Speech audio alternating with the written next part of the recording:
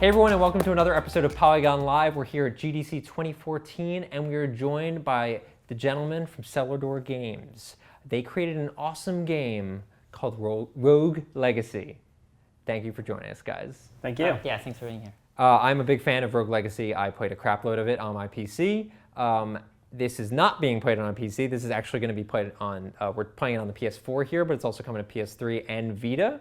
And we're just going to sort of talk about the game's development and where things maybe are going in the future.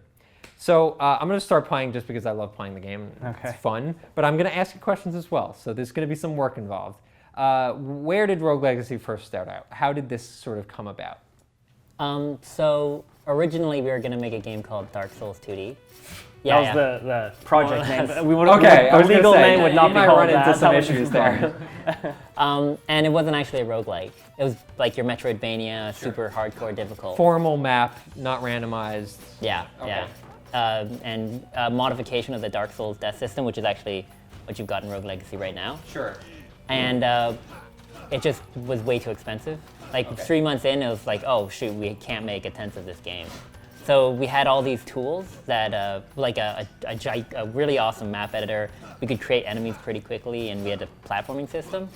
So we were like, well, what are we gonna do from here? Because we're kind of 3 months in the hole. Sure. And we were just like, well, our biggest bottleneck is art. And we came to the conclusion that if we did a roguelike game, we could actually, use all the benefits of the tools we've made while fixing the art issues. It seems like that's very common for indie developers these days. Like, it seems like a lot of indies are looking at Rogue as a genre insofar as because it's so easy to add additional content without sort of killing yourselves in terms of rewriting entire chunks of the game and what have you. Yeah, the fact that you don't have to worry about like linear design, like, oh, I've got to build this level and this level, and you've got to, if you put something in between, it kind of screws everything up and raises your budget. This really kind of helps out a lot. It's also awesome that roguelikes are like, they're hot at the time. So for us, it made a lot of sense because, again, what we said, it cut costs, and it was a genre that was really popular. So. Mm-hmm. And remains to be popular. Again, I think it's, people are really drawn to that ease of development. Here we're checking out some of the upgrades. Was this always in the plan to have this sort of permanent upgrade tree? Yeah, so we've made a bunch of games, and every game we make, we like to go into a different genre. And for this one, we were like, we want to do something different. Mm-hmm. And one of the things that really irked me with roguelikes was just the difficulty of them. Like, oh, you die 10 minutes in, 15 minutes in, it didn't matter, you're back to square one. So we were like, how can we not punish players so greatly? And that's when we were like, okay, so what if we, added permanency to the game, which is like a big no-no in roguelikes. But once we had that, we're like, okay, how are we going to keep taking this? And we just kept driving forward with that idea. You guys call it a rogue light, is that correct? Yeah, yeah. Did you coin that phrase? I don't think I've ever heard that before. I think we coined it, but then nobody actually repeated it, so I don't know if that I thought about it, so I'll give you guys credit, absolutely. I'll call Webster's, I'll have them at it. All right, make it official. So in terms of the overall development, we were talking about the difficulty. How difficult is that to sort of balance it? Because obviously at a certain point, it can be really difficult, and then you're leveling up your character, and maybe it gets too easy then, where you're too powerful just because you spent so much time. How difficult is that to sort of balance that flow of gameplay, where it's still a challenge even if you've played for tons and tons of hours? So the way we did that is when you level up, you're actually, the whole point of leveling is kind of to cover up the difficulty curve, or the player mastery. Mm-hmm. So if you're constantly getting these small upgrades, it doesn't feel so bad. That felt bad. But like, so for example, if you're upgrading your health, you have to actually upgrade it like 3 or 4 times before it actually becomes useful for another hit.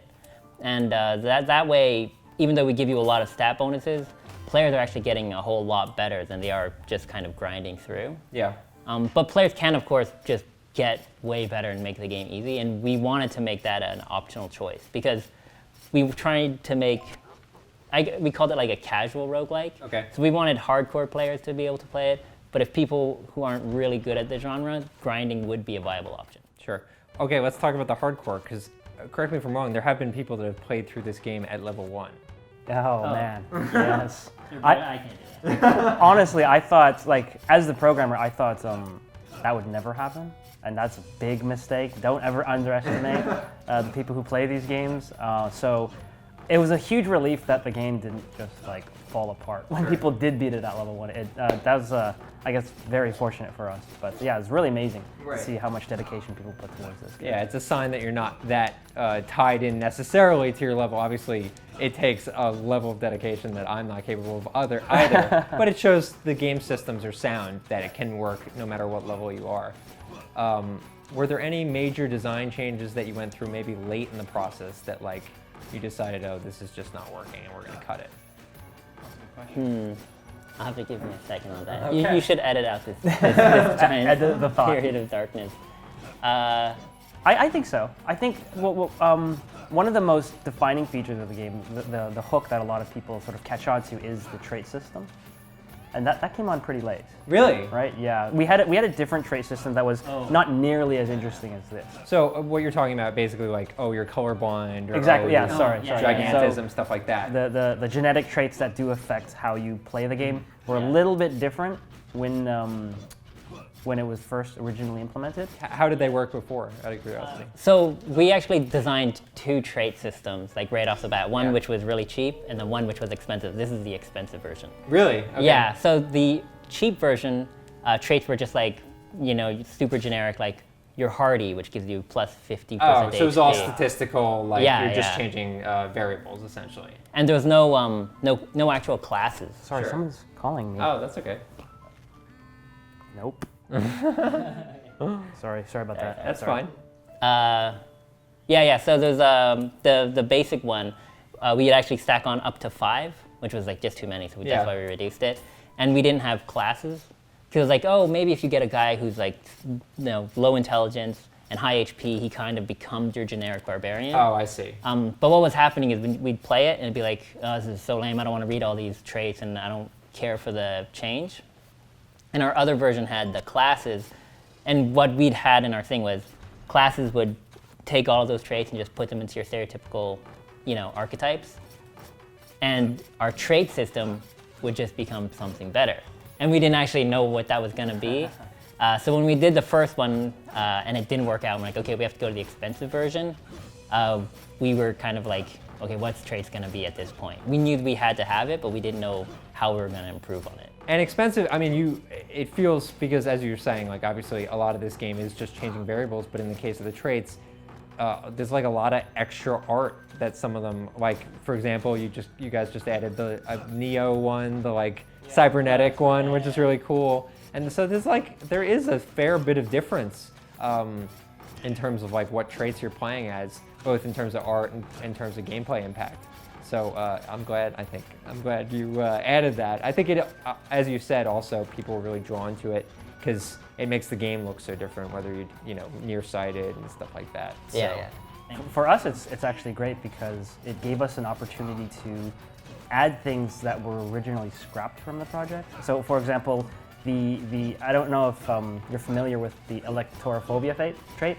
Not offhand. Oh, is that the chicken? It's the chicken. Oh, okay. Yeah. So you break some furniture and a chicken will pop up. Yeah. The chicken was actually supposed to be an enemy in the game, and it just didn't work out. But it was such an awesome piece of art, and we really wanted to keep it in. He's a little chicken that runs around with his It's my head cut favorite off. character in the game. Yeah, he's awesome. And the traits gave us an opportunity to keep him in a way that maybe makes sense. I don't know.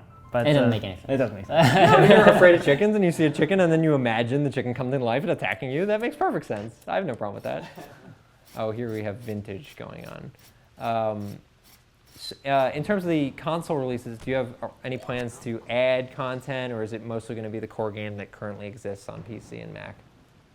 The PlayStation versions will have all the latest content that we added recently to the PC version. Including the insanely difficult boss fights Exactly. that I still have Yeah. not beaten. At the moment, though, we're really focusing on getting the port done. Yeah. So that's been our priority. We haven't given much thought to adding extra content, so we can't commit to anything. But so right now the answer is no. Right, okay. And in terms of progress, like how far along are you in terms of working on the port? I know you said the PlayStation 4 version is pretty far along. Still some work to be done on Vita and PS3.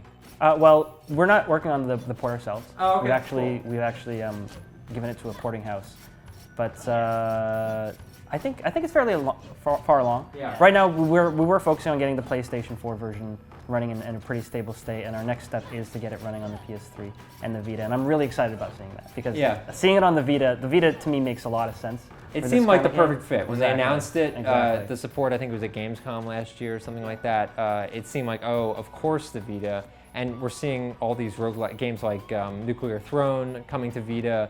It seems like roguelikes are so perfect for that platform. Spelunky has already done so well there that this seems like an absolutely perfect fit. I did want to talk to you about those boss fights. Okay, Sure. I mean, so one of the concerns that I had when I first started playing the game, I mentioned a little earlier, which was at a certain point you put so much time into the game that you're so leveled up that nothing can be a challenge unless you obviously use New Game Plus. So in the case of these boss fights, you have basically a set level and set abilities, so it's a standardized experience for all players. Right. And it's really effing hard. Obviously you guys intended that, but is that sort of your nod to, okay, maybe we didn't quite reach the Dark Souls level of difficulty, so we're gonna do it now, finally? So kind of, when we made it, first off, a lot of people have been asking for content, and we wanted to give people content. Sure. But one thing is, because we have infinite New Game Pluses and players can be anywhere, we can't just append endgame content because it'll be easy for some people, impossible for others. Sure. And so we wanted to make stuff that everybody could enjoy, which is why we decided to create. Not enjoy. Yeah. not enjoy. Or get frustrated at. Don't get me wrong, I enjoy it. I like the fact that you can just keep replaying them, but I still have not beaten them. They're very difficult. They are very hard. Yeah. So that was kind of our way of making it accessible to everybody. So we actually put a lot of thought into like going, how can we get this content, which is, pretty difficult content to reach, but people who've been playing it for only an hour will be able to reach it, and people who've been playing it for 50 hours will be able to see it as well. So we're actually there's like a lot of things behind, so the longer you've played, I should say, or the further you are in the game, the faster this content unlocks. Oh, cool. And the earlier on, the longer it takes. Just so that it doesn't all of a sudden you get front loaded with all of these. And then you're thinking, oh, I must be horrible at this game. I just started playing and I have no ability whatsoever. That's very cool. Are you planning on doing any more content releases for the core game? So we've actually wanted to start working on a new project. Yeah. So Oh, cool. Everything's been kind of put on hold. Is there anything you could say about that project yet? Sorry. Go ahead. Synchronize. You should go.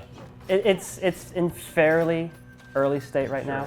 We do have an idea of what we want to do, and we're really excited about it. I love it. I think it's really cool. It's got a lot of potential. Maybe I shouldn't tease so much because I Do you can't have a genre too in much. mind? Anything to go? Yeah. Can we give that away? Yeah. Should we give that away? Okay, now when we say this, remember this was going to be Dark Souls 2D. Yes. Right, So sure. disclaimer, I still see this will Dark Souls change. 2D in this, though, obviously. Obviously the inspiration is still there. So, okay, with that in mind. We kind of wanted to make a multiplayer brawler. Really? Yeah. So like a Castle Crashers style, that sort of game? Yeah. But we really want to emphasize co-op. Cool. As opposed to most games are like, competitive co-op, which I don't really Right. like. Okay, Teddy. Okay. Be careful. We don't want to say too much. Because right now we're only in the tools development. Sure. Yeah. So it is very early on. But fortunately, we can fall back on Rogue Legacy. Yeah. So I'm hoping development is going to be a little bit easier for us. I'm not going to have to crunch quite as many hours in a day to get it done. But so far things are looking pretty good, and it is really great to start working on something new. Yeah. You guys have been making games for years and years and years now. So this is it seems great that you sort of hit on something that obviously you've had success in the past, but nothing comes compares close, to not right? even close. This is an enormous success, and I think people are huge fans of it. I've died multiple times in this playthrough. That's to be expected, I guess. It's difficult to talk and play at the same time. Yep. But despite that, I appreciate you both coming. Again, I'm a huge fan of Rogue Legacy, and just the prospect of sitting on a train playing it on my Vita, gets me so excited. So really looking forward to that and whatever else the mystery game you have coming up. So thanks very much for coming. Oh, no, thank you. And thanks for watching Polygon Live. We'll be here all week from GDC, checking out all these really cool games.